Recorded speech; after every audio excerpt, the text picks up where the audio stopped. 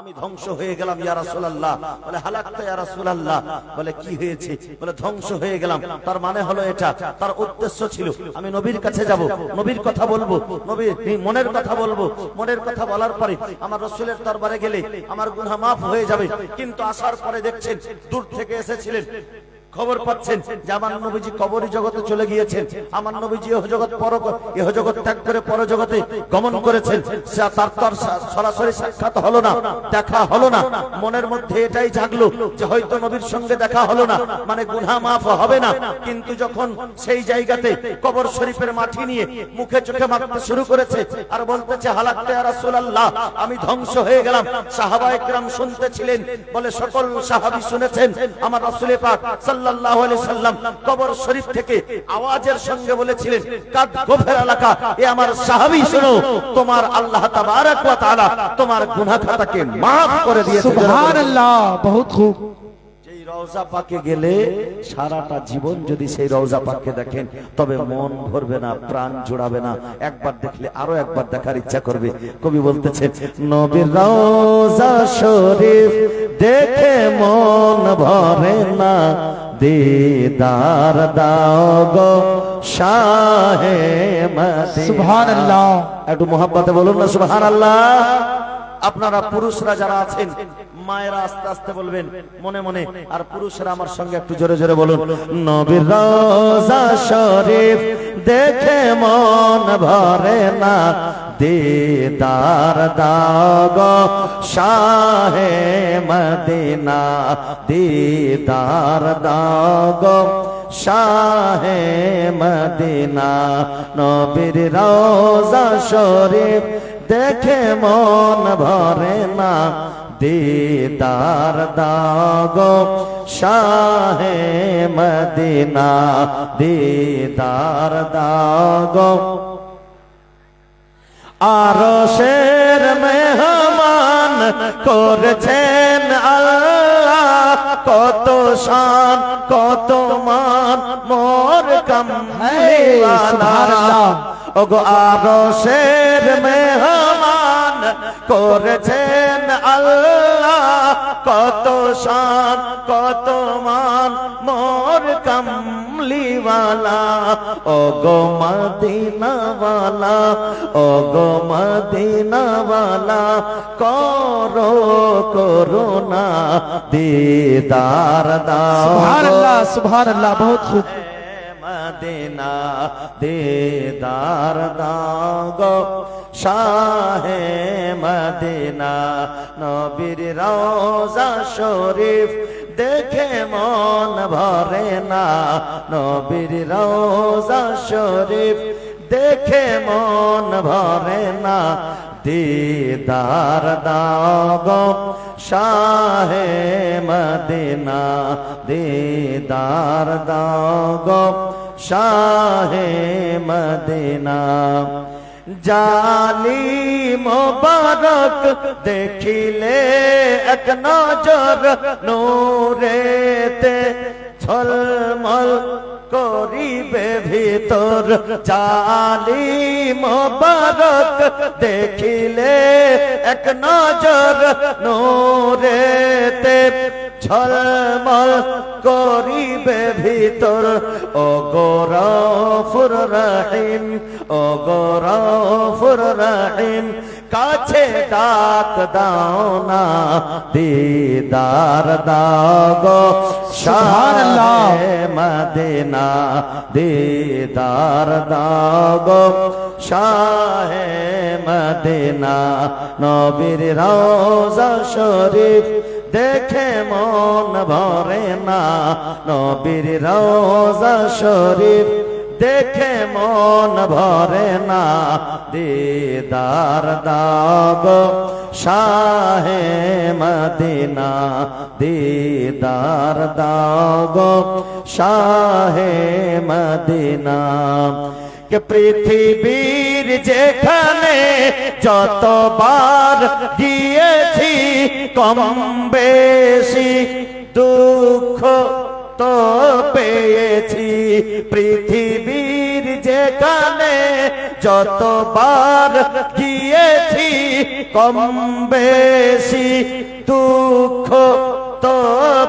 পেয়েছি রোজাতে গেলে, রোজাতে গেলে মনের দুঃখ থাকে না, দিদার দাও গো সুবহানাল্লাহ, সুবহানাল্লাহ। মদিনা দিদার শাহে মদিনা, নবীর রওজা শরীফ দেখে মন ভরে না, নবীর রওজা শরীফ দেখে মন ভরে না, দিদার দাও গো শাহে মদিনা, দিদার দাও গো শাহে মদিনা।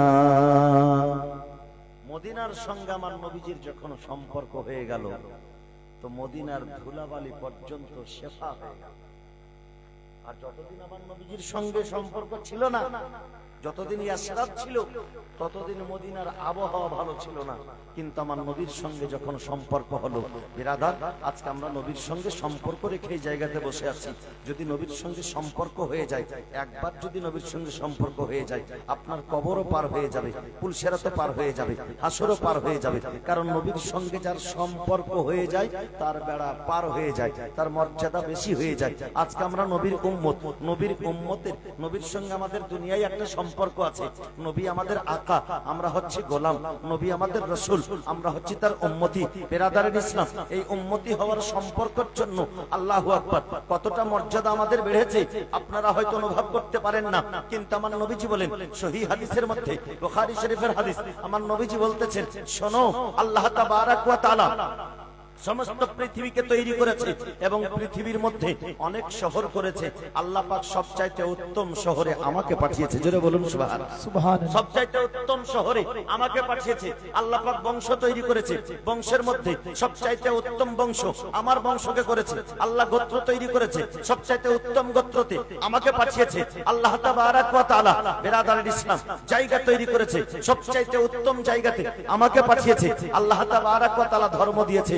আল্লাহ তাবারাক ওয়া তাআলার ধর্ম, মেন ধর্ম, আসল ধর্ম, যেটা আল্লাহর নিকটে যেটা প্রিয় ধর্ম, সেই ধর্মটা আমাকে দিয়েছে। সুবহানাল্লাহ। মুআজ্জাজ মুহতারাম, আমার রাসূল পাক সাল্লাল্লাহু আলাইহি সাল্লাম বলেন, আল্লাহ তাবারাক ওয়া তাআলা নবীগণকে তৈরি করেছে, নবীগণকে পাঠিয়েছেন। সমস্ত নবী চাইতে উত্তম আমাকে বানিয়েছে, সমস্ত রাসূল চাইতে উত্তম আমাকে বানিয়েছে। আল্লাহ আসমানি কিতাব নাযিল করেছে, সমস্ত আসমানি কিতাব চাইতে উত্তম কিতাব কোরআন মাজিদ আল্লাহ আমার উপরে নাযিল করেছে। বিরাদারের ইসলাম, শুধু তাই নাই, নবীর সঙ্গে এটা সম্পর্ক হওয়ার জন্য বলে আদম থেকে ঈসা পর্যন্ত সমস্ত নবীর উম্মত উম্মতিরা এসেছে, কিন্তু আল্লাহ পাক আমার উম্মত উম্মতিকে সবচাইতে উত্তম বানিয়েছে। জোরে বলুন সুবহানাল্লাহ। এর মানে হলো এটা, আল্লাহ তাবারাক ওয়া তাআলার নবীর সঙ্গে যার সম্পর্ক আছে সেই উত্তম হয়ে গেছে। নবী যেই জায়গায় জন্মগ্রহণ করলেন, ওই জায়গার সঙ্গে নবীর সম্পর্ক হলো, শৈশবকাল সেই জায়গাতে কাটলো। আল্লাহু আকবার। সেই জায়গাকে আল্লাহ পাক সমস্ত পৃথিবীর জায়গা চাইতে উত্তম বানিয়ে দিলেন। আল্লাহ পাক আমার নবী যেই বংশে আসলেন, সেই বংশের সঙ্গে আমার নবীর সম্পর্ক, সেই বংশকে আল্লাহ পাক সমস্ত বংশ চাইতে উত্তম বানিয়ে দিলেন। আল্লাহ তাবারাক ওয়া তাআলা আমার রাসূল পাক সাল্লাল্লাহু আলাইহি সাল্লামের বেটিকে সমস্ত বেটি চাইতে উত্তম করলেন। আমার রাসূল পাকের স্ত্রীগণ সমস্ত মহিলা চাইতে উত্তম। সুবহানাল্লাহ, মাশাআল্লাহ।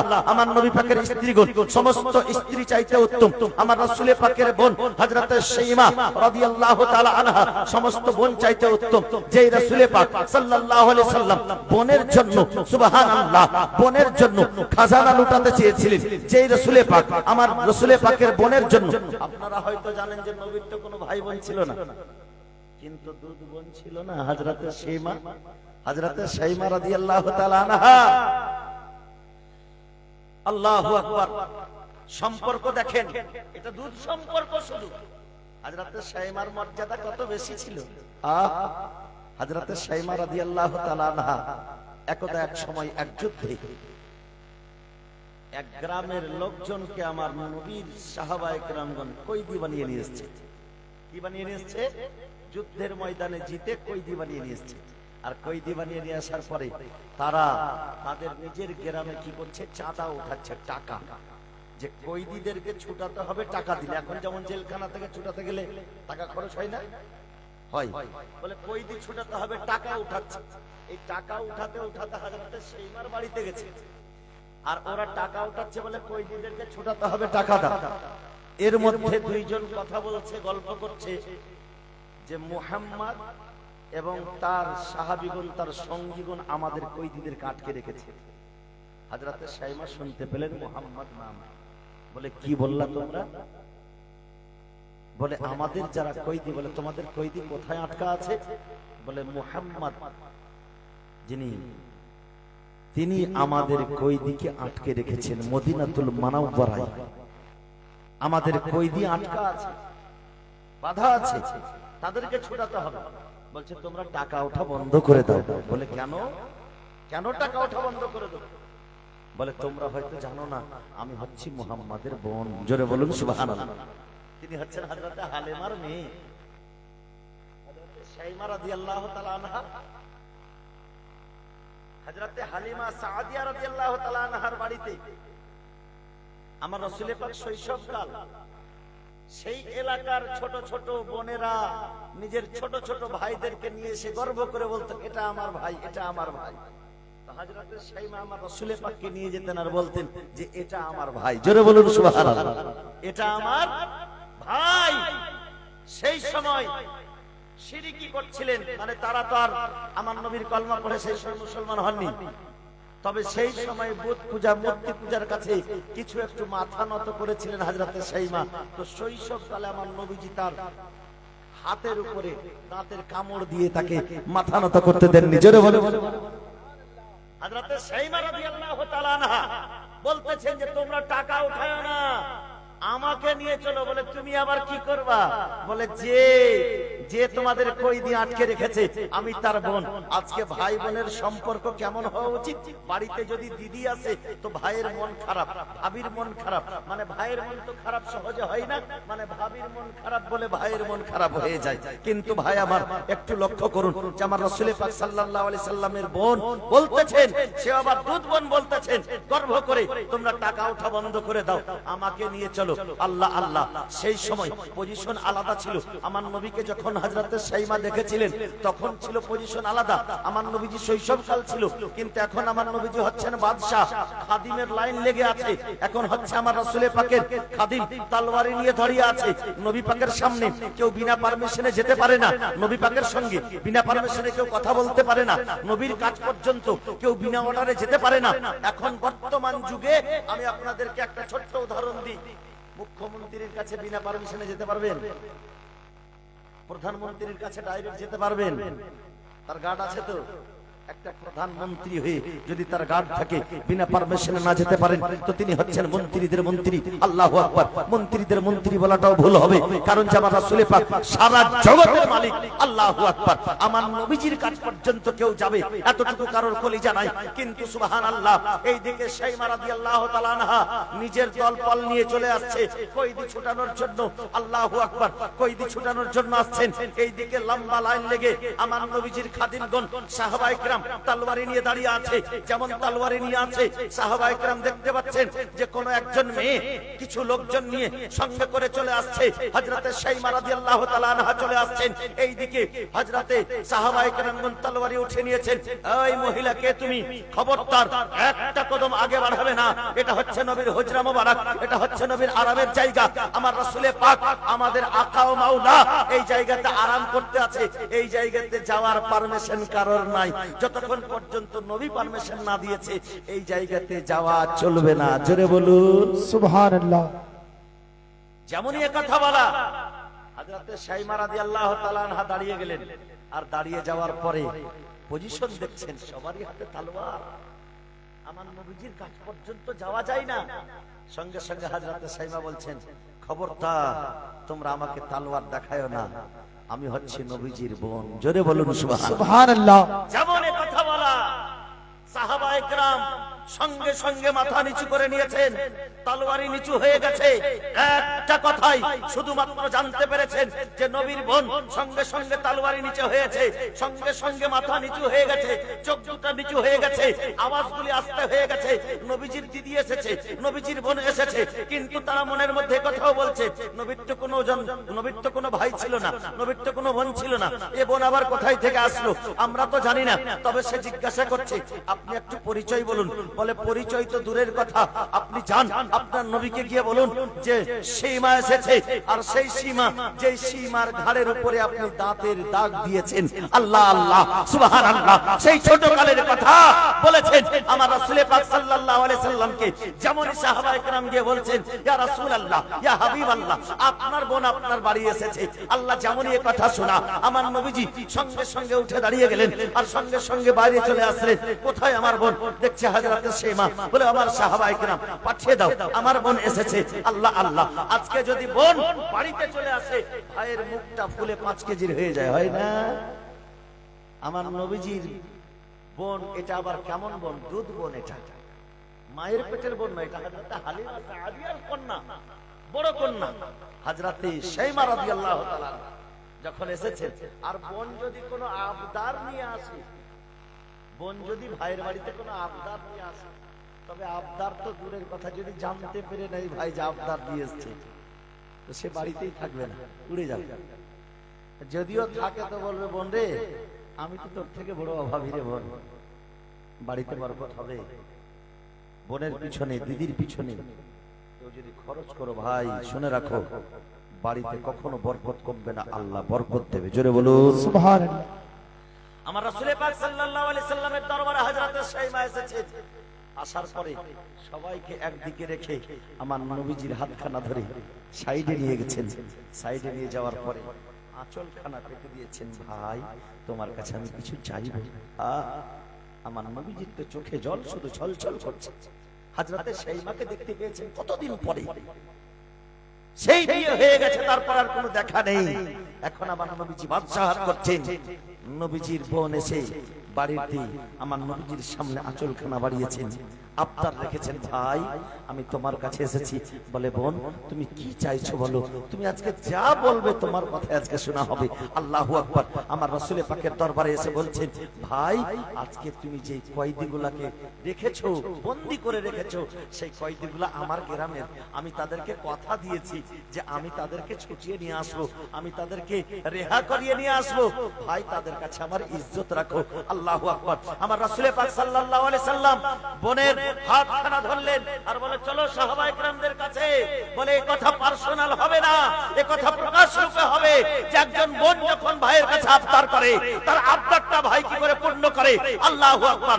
সকল সাহাবায়ে কেরামের কাছে এসে বলছেন, এই আমার সাহাবায়ে কেরামগণ শোনো, যখন তোমাদের সঙ্গে কোনো, আমি যখন কোনো ডিসিশন নিই তোমাদের কাছে পরামর্শ নিই, আমি যখন কোনো কাজ করি তোমাদের কাছে পরামর্শ নিই, কিন্তু আজকে এমন একটা কাজ করেছি, আমার একটা কাজ করব যেটাতে আজকে তোমাদের কোনো পরামর্শ লাগবে না।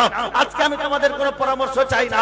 আজকে যত কয়েদি আছে সকলকেই তোমরা ছেড়ে দাও, কারণ আমার বোন হচ্ছে সেই গ্রামের, আমার বোন আজকে অর্ডার দিয়েছে তাদেরকে ছেড়ে দেওয়া হোক, আমার বোনের সম্মানের জন্য তাদের কাজ ছেড়ে দেওয়া হোক। জোরে বলুন সুবহানাল্লাহ। এবং বলতেছেন, বোন তুমি এ কথা যদি তুমি ডাইরেক্ট না আসে, তুমি কারোর হাতে বলে পাঠাতে, একখানা চিঠি লিখে পাঠিয়ে দিতে, তা আমি মুহাম্মদ তোমার কয়েদিদেরকে সকলকেই ছেড়ে দিতাম। আল্লাহ। যাওয়ার সময় বলছেন, বোন আজকে এসেছো, খালি হাতে যেতে দেব না। আমার নবীজি কিছু তোহফা দিলেন। কিতাবের মধ্যে পাওয়া যায় যে উট দিয়েছিলেন আর অন্যান্য জিনিস তোহফা দিয়েছিলেন, আর তোহফা দিয়ে বোনকে বিদায় করেছিলেন সম্মানের সহিত। জোরে বলুন সুবহানাল্লাহ। আজকে বোন যদি বাড়িতে আসে তো ভাইয়ের বাড়ি থেকে কান্না করে যায়। আল্লাহ, যদি কান্না করে যেতে হয় বোনকে, এটা লজ্জার বিষয়। তবে বোনকেও কিছু সহ্য করতে হবে। তুমিও কারোর বোন, তোমার বাড়িতে এসছে, ওটাও কারোর বোন। সুবহানাল্লাহ। তাদেরকে অ্যাডজাস্ট করে, ভাইদেরকে বিপাকে না ফেলে নিজেকে অ্যাডজাস্ট করে একটু চলতে হবে। ইনশাআল্লাহ দেখবে যে বাড়িতে বরকত হবে। আল্লাহু আকবার। বলতেছিলাম বাবুজি আমার ভাইরা আমার, যে আমার রাসূল পাক সাল্লাল্লাহু আলাইহি ওয়াসাল্লামের সুবহানাল্লাহ এই আদর্শ আমাদের জীবনে কল্যাণময় করবে। কারণ যে আমার রাসূল পাক যেটা দিয়েছেন সেটা আমাদের নামার কথা বলা হয়েছে, যেটা থেকে নিষেধ করেছেন সেটা থেকে বাঁচার কথা বলা হয়েছে। আমার রাসূল পাক সাল্লাল্লাহু আলাইহি সাল্লামের আজকে আমরা উম্মতি হয়েছি। সুবহানাল্লাহ। তার সঙ্গে একটা সম্পর্ক আছে, এই সম্পর্কের কথা বলতে গিয়ে বোনের কথা বললাম। সুবহানাল্লাহ। তো নবীর সঙ্গে যে বোনের সম্পর্ক হয়েছে, সেই বোন সবচাইতে ভাগ্যবান, সবচাইতে ভালো। জোরে বলুন সুবহানাল্লাহ।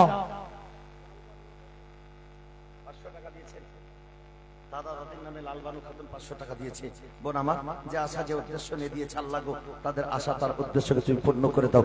সকলে বলি আল্লাহুম্মা আমিন। এই বেরাদারান ইসলাম শুনুন, যার সঙ্গে নবীর সম্পর্ক হয়ে যায় তার মর্যাদা বেড়ে যায়। বোন হয়েছে, বোনের সম্পর্ক পেয়েছে, বোন হিসেবে মর্যাদা বেড়ে গিয়েছে। আমরা উম্মত হয়েছি, উম্মত হিসেবে আমাদের মর্যাদা বেড়ে গিয়েছে। তদরূপ এই মাস হচ্ছে আমার নবীর মাস। আমার নবীজি বলেন যে এই মাসখানা হচ্ছে আমার মাস। এই মাসের সঙ্গে নবীর সম্পর্ক, এই মাসের মর্যাদাও বেড়ে গিয়েছে। জোরে বলুন সুবহানাল্লাহ। বিরাদারান ইসলাম, দানের টাকা তো চলেই আসছে, আর মা বোনেরা এখনো দিয়ে যাচ্ছে। আর ভাই বাবুজি যাকে বলেছি আমি, এই যে দান করছে এটা মাওলানা সাহেবরা এমনি বলে না, এই দানটার কথা কোরআন ও হাদিসের মধ্যেও আছে। খুব সংক্ষিপ্ত আকার আমি বলে দিই। বিরাদারান ইসলাম, আপনারা দিয়েছেন কোথায়? মসজিদের জন্য, কিন্তু আপনারা কোথায় দিলেন? আল্লাহর রাস্তায়, তাই তো? আল্লাহর রাস্তায় দান করলে কিছু পাওয়া যায়। অনেক মাওলানা সাহেবরা জান্নাত বিক্রি করে, বলে দান করো জান্নাত পাবে। আর অনেক মানুষ আবার মজা নেই, যে দান করলে কি আর জান্নাত পাওয়া যায়? বলে হ্যাঁ পাওয়া যায়। কি পাওয়া যায়? জান্নাত পাওয়া যায়। এখানে হাফিজ সাহেব কি ভাই? হাফিজ সাহেব 11 পারায় একটি আয়াত আছে, ইন্নাল্লাহ আশতারা মিনাল মুমিনিনা আনফুসিহিম ওয়া আমওয়ালাহুম বিআন্না লাহুমুল জান্নাহ। জোরে বলুন। এর ব্যাখ্যা, এর মানে হচ্ছে এটাই যে আল্লাহ তাবারক ওয়া তাআলা মুমিনদের জান এবং মালকে কিনে নিয়েছেন। জোরে বলুন ইন্নাল্লাহ আশতারা, আল্লাহ পাক কিনে নিয়েছে মুমিনের জান আর মালকে। তোমার যে মাল তুমি বিক্রি করে দিয়েছো আল্লাহর কাছে, আপনার মালের তো অনেক দাম। আরে মালের তো দাম থাকুক, আপনার জীবনের কত বেশি দাম গো। 5 লাখ টাকা দিলে একটা চোখ দেবেন না। আপনাকে যদি বলা হয় আপনার দুটোই কিডনি নিয়ে নেবে, আপনাকে 10 লাখ টাকা দেবো, দেবে কেউ? দেবে না। জানে যে কিডনি শেষ মানে ডায়ালিসিস করতে করতে 3 মাস পরে মারা যাবে, কষ্টের শেষ থাকবে না। পারবে দিতে? পারবে না। আপনাকে যদি বলা হয় দুটো ট্যাঙ্ক কেটে নেব, 5 লাখ টাকা দেবো, দেবে? দেবে না। একটা হাত কেটে নেব, 2 লাখ টাকা দেবো, দেবে? দেবে না। কারণ যে আপনার অঙ্গ প্রত্যঙ্গের মধ্যে প্রত্যেকটা অঙ্গ প্রত্যঙ্গের অমূল্য রতন আছে, তার দাম আছে। এত সুন্দর জীবনখানা যে আমি বিক্রি করেছি, মাল যে বিক্রি করেছি, কোন এমন জিনিসের কাছে বিক্রি করেছি, কিসের পরিবর্তে বিক্রি করেছি? এটা আমার কথা নয়, কোন মোল্লার কথা নয়, স্বয়ং আল্লাহর কথা। বিআন্না লাহুমুল জান্নাহ, আমি বান্দার জান আর মালকে জান্নাতের পরিবর্তে কিনে নিয়েছি। জোরে বলুন সুবহানাল্লাহ। যদি মাল আপনি আল্লাহর রাস্তায় লুটাবেন তা আপনি কি পাবেন? জান্নাত। কারণ জান্নাতের পরিবর্তে আল্লাহ পাক আপনার মালকে নিয়েছে। আপনি যদি সেই মালকে আল্লাহর রাস্তাতে দিয়ে দেন, ইনশাআল্লাহ জান্নাত আপনার হবে। জান্নাত আপনার হবে। বিরাদারান ইসলাম, মুআজ্জাজ মুহতারাম সাহাবায়ে ইকরাম, সারা পৃথিবীর মাল ও দৌলতকে একত্রিত করে যদি আপনি কিনতে যান, যে জান্নাতের একটা সুতো কিনবো, আপনি কিনতে পারেন না। কিন্তু বিরাদারান ইসলাম, আপনি কিনতে পারবেন না। জান্নাত এত মূল্যবান জিনিস দিয়ে তৈরি করা আছে যে জান্নাতের একটা চাদরের সুতো পর্যন্ত আপনি আপনার সাই সম্পত্তি দিয়ে কিনতে পারবেন না। কিন্তু আল্লাহ তাবারক ওয়া তাআলা আপনার জান, আপনার মালকে কিনে নিয়েছে, আর তার পরিবর্তে আপনার কাছে বিক্রি করেছে জান্নাত। আপনি জান্নাত কিনেছেন। জান্নাত কিনেওয়ালা মানুষ যারা মালকে লুটিয়ে দেয়, যারা জীবন দিয়ে আল্লাহর প্রশংসা করে, যারা জীবন দিয়ে আল্লাহর জিকির আজকার করে, যারা জান দিয়ে অর্থাৎ জানকে পরিশ্রম করিয়ে যারা আল্লাহর ইবাদত করে, যারা রমজান মাসের রোজা রাখে, যারা হজ করে, যারা যাকাত দেয়, যারা আপনার কি বলে যে আল্লাহর ইবাদত 5 ওয়াক্তের নামাজ, মসজিদকে আবাদ করে, জানকে পরিশ্রম করিয়ে, আর যখন সময় আসে তো যাকাত বের করে, যখন সময় আসে মালের সাদকা দেয়, যখন সময় আসে মসজিদ নির্মাণ করার জন্য মাল খরচ করে, যখন সময় আসে মাদ্রাসা নির্মাণ করার জন্য মাল খরচ করে, যখন সময় আসে ইয়াতিমকে কাপড় পরানোর জন্য মাল খরচ করে, যখন সময় আসে বিধবাকে কাপড় পরানোর জন্য মাল খরচ করে, যখন সময় আসে বিরাদারান ইসলাম গরিব দুঃখীর মুখে হাসি ফোটানোর জন্য সে মাল খরচ করে। আল্লাহ তাবারক ওয়া তাআলা সেই রকম বান্দার মাল কিনেছে কিসের পরিবর্তে? জান্নাতের পরিবর্তে। জোরে বলুন সুবহানাল্লাহ। বহুত খুব। কোথায় আছে এটা? কোরআনের মধ্যে আছে, এটা অন্য কোন জায়গাতে নয়। আল্লাহু আকবার। আমার আল্লাহ আমার রাসূল পাক সাল্লাল্লাহু তাআলা আলাইহি ওয়াসাল্লাম ইরশাদ করেন, মান বানা লিল্লাহি মসজিদান ফিল আরদি বানাল্লাহু লাহু বাইতাল ফিল জান্নাহ। যে ব্যক্তিরা মসজিদ নির্মাণ করে দুনিয়াতে, আল্লাহ পাক তার জন্য জান্নাতে ঘর নির্মাণ করে। জোরে বলুন না একটু সুবহানাল্লাহ। আল্লাহ পাক তার জন্য জান্নাতে ঘর নির্মাণ করে। বিরাদার ইসলাম মুআজ্জাজ মুহতারাম, আজকে এই যে একটু আগে একটা দান আসলে একজন বোন দিয়ে পাঠালো, দাদা দাদুর নামে, কেউ নানা নানুর নামে, কেউ বাপের নামে, কেউ মায়ের নামে, কেউ আত্মীয় স্বজনের নামে, অনেক কারোর নামে এই টাকা পয়সাগুলা যে আসছে, তাদের কবর পর্যন্ত যায় না যায় না? যায়। কোথায় লেখা আছে? হাদিসে পাকের মধ্যে লেখা আছে, সুবহানাল্লাহ। বুখারী শরীফ প্রথম খণ্ড 186 পৃষ্ঠার মধ্যে আল্লাহর রাসূল সাল্লাল্লাহু আলাইহি সাল্লাম বর্ণনা করেন, সুবহানাল্লাহ। রাবী কে রয়েছেন? রাবী হচ্ছেন হযরতে আম্মা আয়েশা সিদ্দিকা রাদিয়াল্লাহু তাআলা আনহা। হযরতে আয়েশা বলতেছেন যে আমার রাসূল পাক সাল্লাল্লাহু আলাইহি সাল্লামের দরবারে একজন ব্যক্তি আসলো, জাআ রাজুলুন ইলান নবী সাল্লাল্লাহু আলাইহি সাল্লাম, একজন ব্যক্তি আমার নবীর দরবারে আসলো। আসার পরে সেই ব্যক্তি আমার নবীকে বলতেছেন, ক্বালা ইয়া রাসূলুল্লাহ সাল্লাল্লাহু আলাইহি ওয়াসাল্লাম, ইন্না উম্মি উফতুলাতাত নাফসুহা ওয়া আযুন্নুহা লাউ তাকাল্লামাত তাসাদ্দাকাত ফাহাল্লাহা আজরুন বিহি ইন তাসাদ্দাকতু বিহি আনহা। ক্বালা নাম। হাদিসের মুহাব্বতে বলুন সুবহানাল্লাহ। সুবহানাল্লাহ, বহুত খুব। বলে একজন জৈনক ব্যক্তি আসলো, আসার পরে বলছে, ইয়া রাসূলুল্লাহ ইয়া হাবিবাল্লাহ,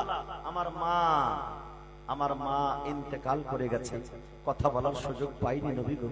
যদি কথা বলার সুযোগ পেত, হয়তো আমার মা আমাকে সাদকা করতে বলতেন, আমাকে দান করতে বলতেন। ইয়া রাসূলুল্লাহ ইয়া হাবিবাল্লাহ, আমার মায়ের নামে যদি আমি সাদকা করি, আমার মায়ের নামে যদি আমি দান করি, আমার মায়ের নামে যদি আমি টাকা খরচ করি, নবী গো, আমার মা কি কবরে তার সেই দানটা পাবে, সেই টাকাটাকে পৌঁছে যাবে? আমার নবীজি বলছেন, ক্বালা নাম, অর্থাৎ হ্যাঁ, তুমি তোমার মায়ের নামে যদি দান করো, তুমি তোমার মায়ের নামে যদি সাদকা করো, তোমার মায়ের কবর পর্যন্ত সেই দান পৌঁছে যাবে। জোরে বলুন সুবহানাল্লাহ। বলে মায়ের নামে দান করলে পৌঁছাবে, এই হাদিস থেকে বোঝা গেল বাপের নামে দান করলেও পৌঁছাবে, দাদুর নামে দান করলেও পৌঁছাবে, দাদির নামে দান করলেও পৌঁছাবে, নানার নামে দান করলেও পৌঁছাবে, নানির নামে দান করলেও পৌঁছাবে। আপনি যার নামে দান করবেন না কেন, তার কবর পর্যন্ত পৌঁছে যাবে। মা গো, মায়ের পায়ের তলে আল্লাহ পাক জান্নাত করেছে, আর এই মায়েরাই সবকিছু পারে। এই মায়েদেরকে শিক্ষার প্রথম বিদ্যালয় বলা হয়েছে। মা যদি দান করে, ছেলেরা দান করতে শিখবে। মা যদি দান করে, বাড়িতে বৌমা আসলে বৌমা দান করতে শিখবে। মা যদি দান করে, বেটি থাকলে বেটি দান করতে শিখবে। মায়েরা আমার, বেটিরা আমার, যে যা পারবেন মসজিদের জন্য 200 টাকা 500 টাকা চটচট করে দিয়ে পাঠান। আমি নবীর শানে, নবীর মুহাব্বতে দুই একটি ছন্দ পেশ করছি। ওই ছন্দ পড়তে পড়তে একটু তাড়াতাড়ি করে চট করে এই মাহফিলে যারা দেব মনে করছেন তারা দিয়ে পাঠান ইনশাআল্লাহ। বিরাদার ইসলাম মুআজ্জাজ মুহতারাম, কবি বলতেছেন নিজের ভাষায়, সারা মাখলে কুল যার নাই সমতুল, সারা মাখলে কুল যার নাই সমতুল, ও হয়নি হবে না আর এমনই রাসূল। সুবহানাল্লাহ। নিজ নূরে রাব্বুল যে গড়িল পুতুল, নিজ নূরে রাব্বুল যে গড়িল পুতুল, আজ ভোরে তাজ পরে এলো সে রাসূল। বাহ বাবা, সুবহানাল্লাহ, বহুত খুব। আর মোহাব্বতে বলুন সুবহানাল্লাহ। একি তাজাল্লা চমকায় নূর নবীর চেহারাতে, ঝলমল ঝলমল করে মাই কোরআন হলো নবীজির হাতে। জিবরিল আমিন সারা জামিন, জিবরিল আমিন সারা জামিন সাজাতে মশগুল, ও হয়নি হবে না আর এমনই রাসূল। সুবহানাল্লাহ। নিজ নূরে রাব্বুল যে গড়িল পুতুল, নিজ নূরে রাব্বুল যে গড়িল পুতুল, আজ ভোগ তাজ পরে এলো সে রাসূল।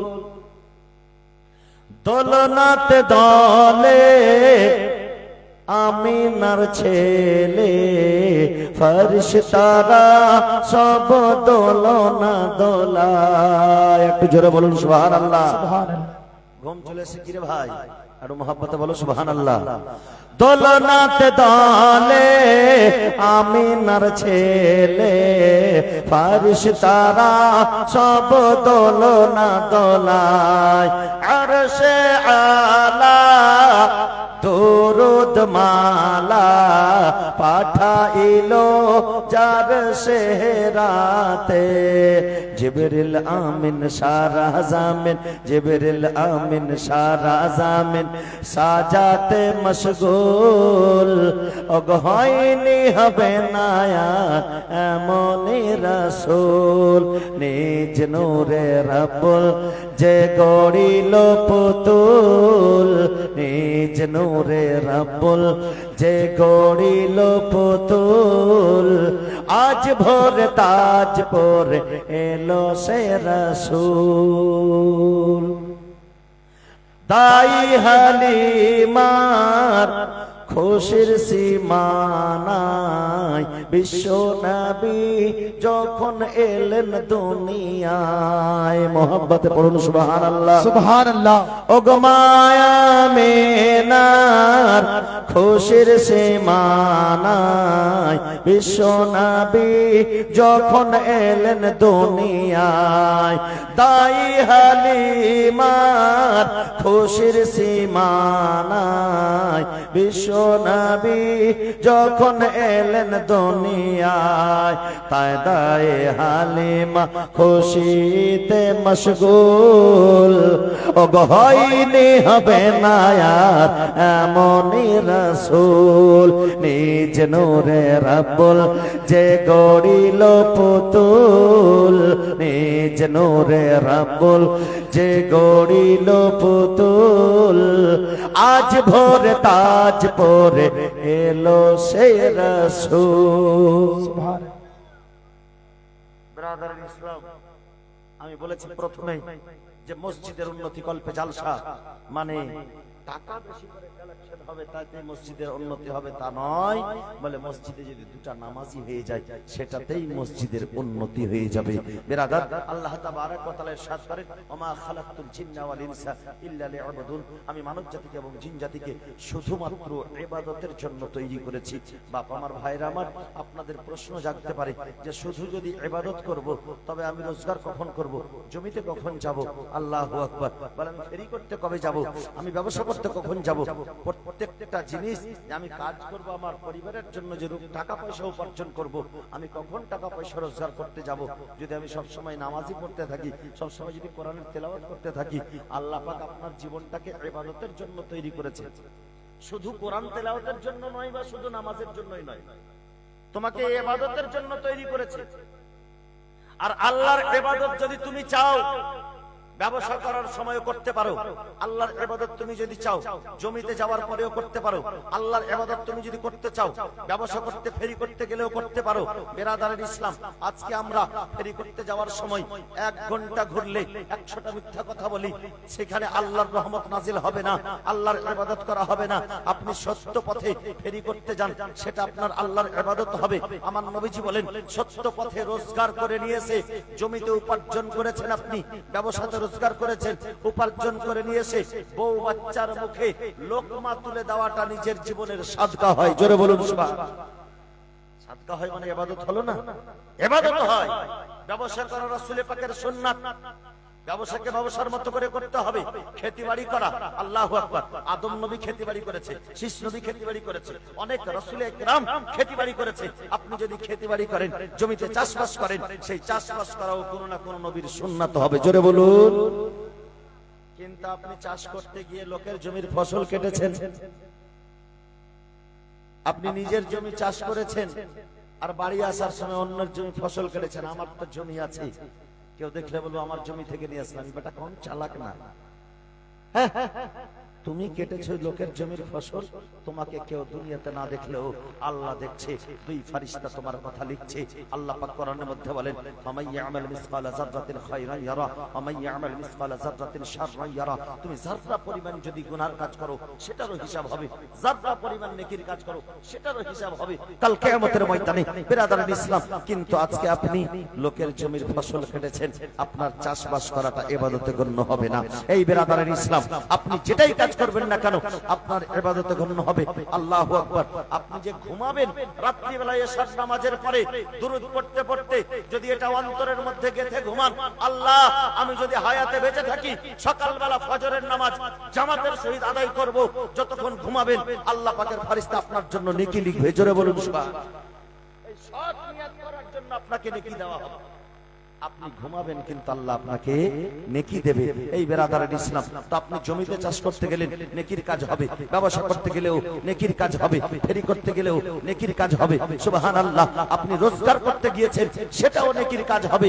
তবে আল্লাহর ইবাদত হচ্ছে সব রকম বিরাদরান ইসলাম, আর আল্লাহ আমাদেরকে ইবাদতের জন্য তৈরি করেছে। সুবহানাল্লাহ। আমরা আল্লাহ পাকের বান্দা।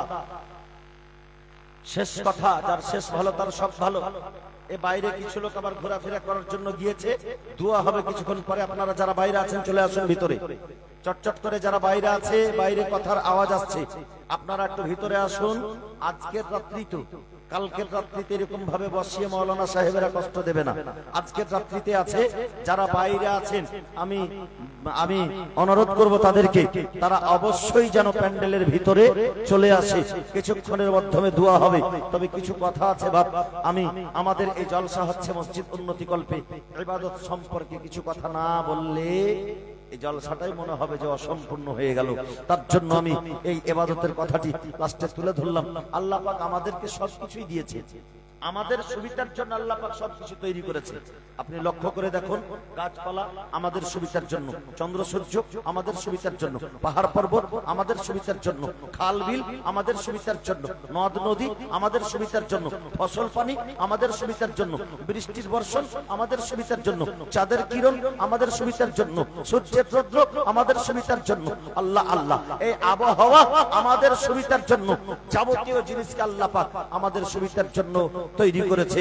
জানোয়ারকে আমাদের সুবিধার জন্য তৈরি করেছে, পশু পাখি আমাদের সুবিধার জন্য তৈরি করেছে।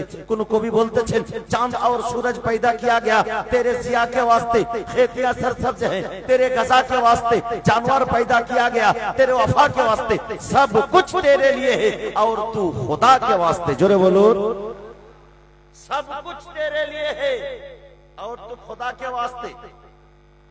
আমরা পানি পান করি, তার কোনো মূল্য দিতে হয় না। আমরা অক্সিজেন গ্রহণ করি, তার কোনো মূল্য দিতে হয় না।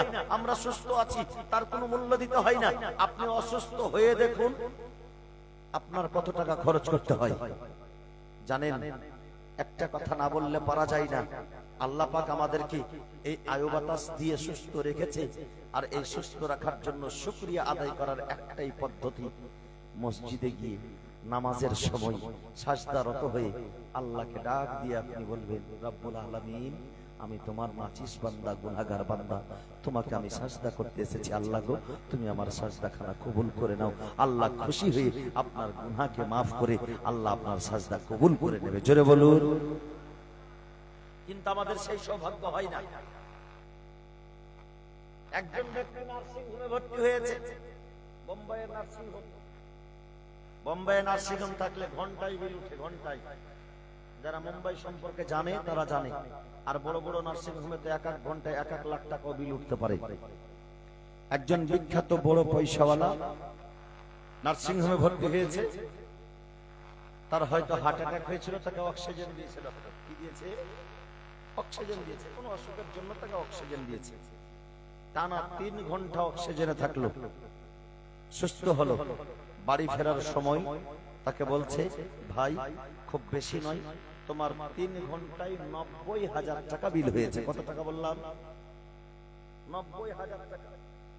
এই 90,000 টাকা বিল শুনে সে ভদ্রলোক চোখ থেকে পানি বেরিয়ে এসেছে। বলছে, ভাই কেন কাঁদছো? তোমার যদি টাকা বেশি হয়ে যায়, বিল বেশি হয়ে যায়, বলো কিছু কমিয়ে দিচ্ছি।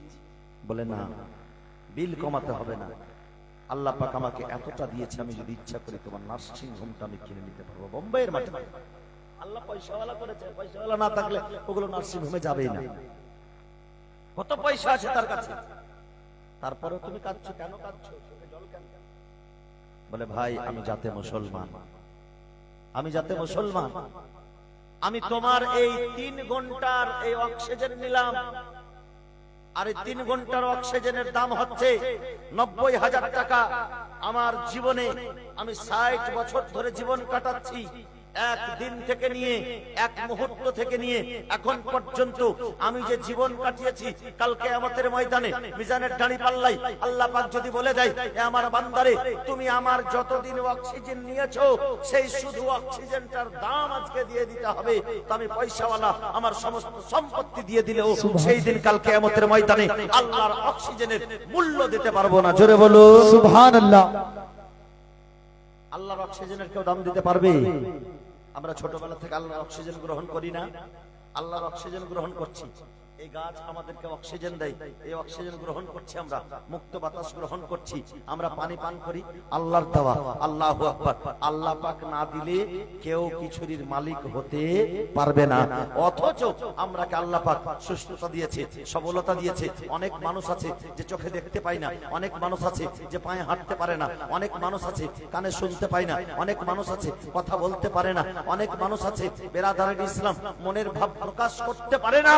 কিন্তু আল্লাহ তাবারাক ওয়া তাআলা আপনার ব্রেন সুস্থ রেখেছে, আপনাকে পাগল বানায়নি, আপনার চোখ সুস্থ রেখেছে, আপনাকে অন্ধ বানায়নি, আপনার কান সুস্থ রেখেছে, আপনাকে কানের কালা বানায়নি, আপনার মুখ সুস্থ রেখেছে, আপনাকে মুখের বোবা বানায়নি, আপনার পা সুস্থ রেখেছে, আপনাকে পায়ের ন্যাংরা বানায়নি, আপনার হাত সুস্থ রেখেছে, আপনাকে হাতের লুলা বানায়নি। আল্লাহ পাক এতগুলা নিয়ামত আপনাকে দিয়েছে, আর আপনি সেই আল্লাহর শুকরিয়া আদায় করার জন্য 24 ঘন্টার মধ্যে 1টা ঘন্টা সময়, 5 ওয়াক্তের নামাজে খুব বেশি লাগলে 10 মিনিট করে সময় লাগবে, এশারের নামাজে হয়তো 15 মিনিট লাগবে। বেরাদারের ইসলাম এই 10 মিনিট করে সময় যদি আপনি অতিবাহিত করেন, মাত্র 5 ওয়াক্তের নামাজে খুব বেশি হলে হয়তো 1 ঘন্টা সময়, 24টি ঘন্টা আপনি আল্লাহর দেওয়া নিয়ামত পেয়ে আপনি নিজের জীবন যাপন করছেন। কিন্তু আল্লাহর হস্তে 1টা ঘন্টা সময় বের করা যাবে না? যাবে। বের কি করেছেন? এর হিসাবটাকে আপনাকে কিয়ামতের ময়দানে দিতে হবে না? মসজিদ তো নির্মাণ করছেন, মসজিদে তো আপনি হাজার হাজার টাকা দিলেন, মায়েরা আমার 500 টাকা 1000 টাকা দিলেন, এই মসজিদে আপনি নামাজ পড়তে আসবেন না। আপনার বাড়িতে স্বামী আছে, আপনার বাড়িতে বাবা আছে, আপনার বাড়িতে ছেলে আছে, সেই বাবাকে, সেই ছেলেকে, সেই স্বামীকে আপনি বলবেন যে মসজিদ আমরা তৈরি করেছি, সেই মসজিদে যাও নামাজ পড়ার জন্য। আপনারা মসজিদে ইমাম রেখেছেন তো? ইমাম আছে আপনাদের মসজিদে?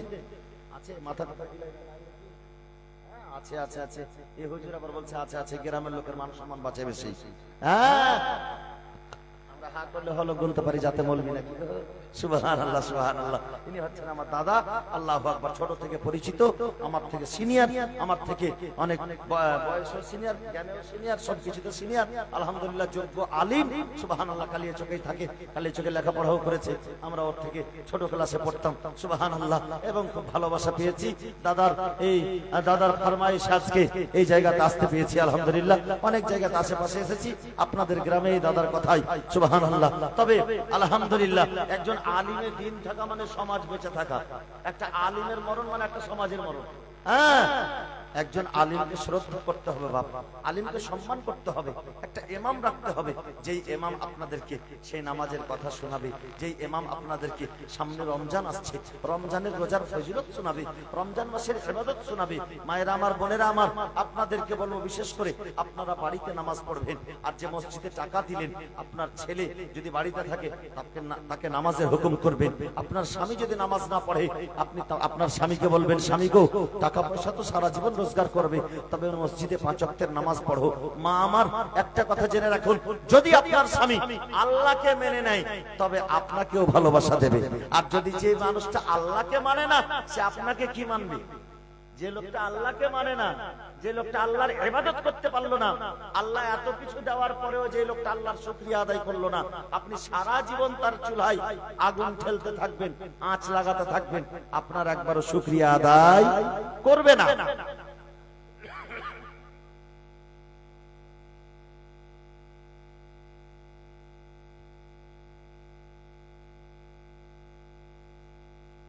নারে তাকবীর, নারে রিসালাত, নারে রিসালাত। রাবিউল ইসলাম সাহেব তার স্ত্রী হাসপাতালে অসুস্থ অবস্থায়, এ দেখেন স্ত্রীর ভালোবাসা, সুবহানাল্লাহ। বলে 25 কিলো মাকই দিয়েছে, ভুট্টা 25 কিলো ভুট্টা দিয়েছে মসজিদ আল্লাহর ঘরে, এবং দোয়া চেয়েছে। তবে দোয়াটা শেষেই করব, সবার জন্য করব, বিশেষ করে আমার রাবিউল ভাইয়ের জন্য করব। নাজির হোসেন মসজিদে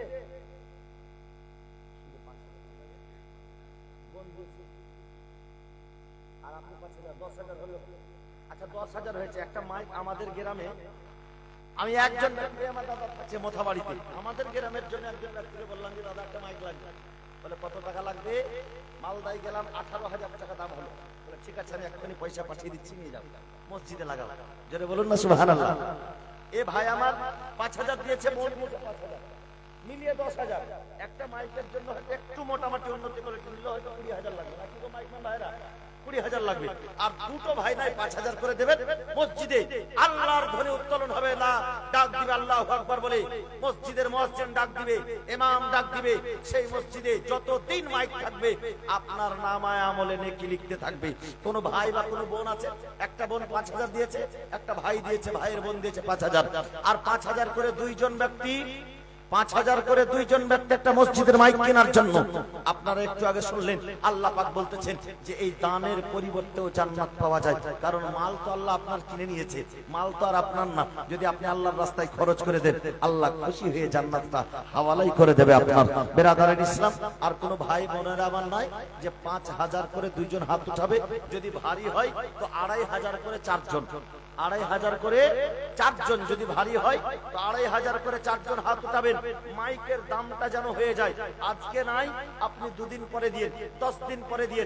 মাকইয়ের ভুট্টা গুলা উঠবে, কারোর 5 বিঘা লাগা আছে, কারোর 10 বিঘা ভুট্টা লাগানো আছে, বেরাদার কারোর 2 লাখ টাকা হবে, কারোর 1 লাখ টাকা হবে। সেইখান থেকে 2,500 টাকা আপনি মসজিদে মাইক কেনার জন্য দেবেন। সারা জীবন মুয়াজ্জিন আজান দেবে। মা আমার, আপনারাও ভুট্টার জমিতে খাটেন, এই এলাকার মায়েরাও চলে যায় খাটতে। হ্যাঁ, আপনার স্বামীর ভুট্টা লাগানো আছে, ইনশাআল্লাহ বলেন 2,500 টাকা দেব ইনশাআল্লাহ। হযরত একটু যেয়ে দেখেন, 2,500 টাকা করে 4টা কলম, মাইকটা যেন হয়ে যায়। 4টা কলম আপনি নিয়ে আসেন 2,500 করে। হয়তো মায়েরা এদিকে আসবে না, আমার বক্তব্য চালু থাকবে, আপনি একটু যান। 2,500 করে 4জন ব্যক্তি, 2জন মায়েদের পক্ষ থেকে 200 টাকা নগদ, 800 টাকা বাকি, 1,000 টাকা দিলে কার নামে রে বাবু? সুবহানাল্লাহ, মাশাআল্লাহ। আচ্ছা আচ্ছা, ছোট বাচ্চা আছে, ও তো জানে না। সুবহানাল্লাহ, মাশাআল্লাহ, মাশাআল্লাহ। আমার নবী বলেন ছোট বাচ্চাদের হাতে তুমি দান করাও, কারণ যে সে দানই হবে, দান করার অভ্যাসটা থাকবে। সুবহানাল্লাহ। এ ভাই আমার 200 টাকা নগদ, 1,000 টাকা, 1,000 টাকা দিয়েছে, 200 টাকা নগদ, 800 টাকা বাকি। সুবহানাল্লাহ। যার শেষ ভালো তার সব ভালো।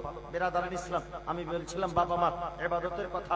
মায়েরা আমার, মাগো আপনার স্বামী যদি ইবাদত করে, আপনার স্বামী যদি আল্লাহ তাবারক ওয়া তাআলার ইবাদত করে, আল্লাহু আকবার, আপনি দেখবেন বাড়িতে শান্তিময় হয়ে যাবে, বাড়িটা শান্ত হবে, আর আপনাকেও ইবাদত করতে হবে। আল্লাহু আকবার। কয় বস্তা সিমেন্ট? 2 বস্তা সিমেন্ট, মাশাআল্লাহ। আচ্ছা মায়েদের দিকে জানতে একটু, 2,500 করে চেয়েছি আমি। দেখেন তো, আমি তো এতক্ষণ ধরে দাবি করিনি, বাপ চাইনি, তবে লাস্টে আমি মাইকটার জন্য বললাম, যেহেতু 10,000 হয়ে গেছে, আর 10,000-এর পার্টি 2,500 করে একটা কলম